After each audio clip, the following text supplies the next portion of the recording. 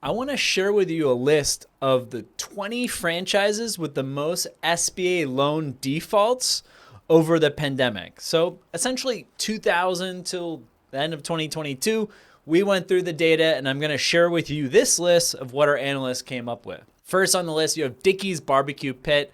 They defaulted on 27 loans, representing a pretty sizable chunk of their franchisees. Second, you have Subway, just can't get a break. Franchisees of Subway defaulted on 21 loans. Third, you have Anytime Fitness, over 2,300 locations, so not a crazy portion of their franchisees, but still 17 people defaulted on their Anytime Fitness loan with the SBA.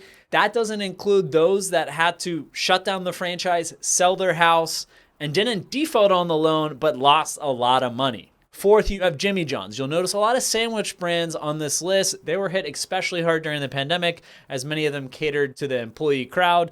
16 defaults over that period. Then you have Experimax, 14 defaults. Experimax was purchased in 2022 by Dickey, South Florida-based technology and cell phone repair franchise. Wich, another sandwich concept, 12 defaults. Window Genie had 12 defaults over the last 3 years. Next up, Massage Envy. I've interviewed a franchisee in the past. They had 12 defaults. Then you have BurgerIM, essentially a failed franchise concept that before even having more than 10 locations sold licenses for over 1,000 locations.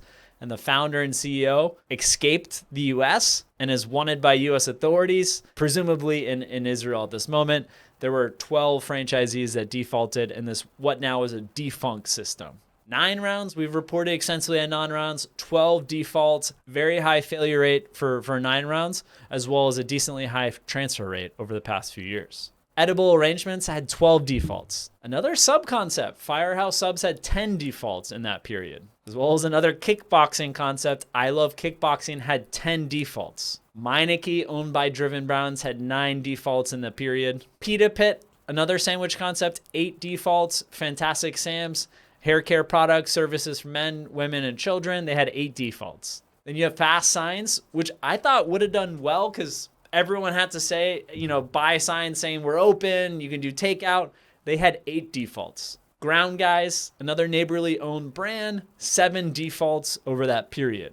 Menchie's, which had a sister company of Menchie, a failed pizza concept that had sold over 400 locations with very few locations already open, had 7 defaults. And then rounding out the list, Snap Fitness had 7 defaults over the COVID period. There you have it, the 20 franchises with the most SBA loan defaults during the pandemic.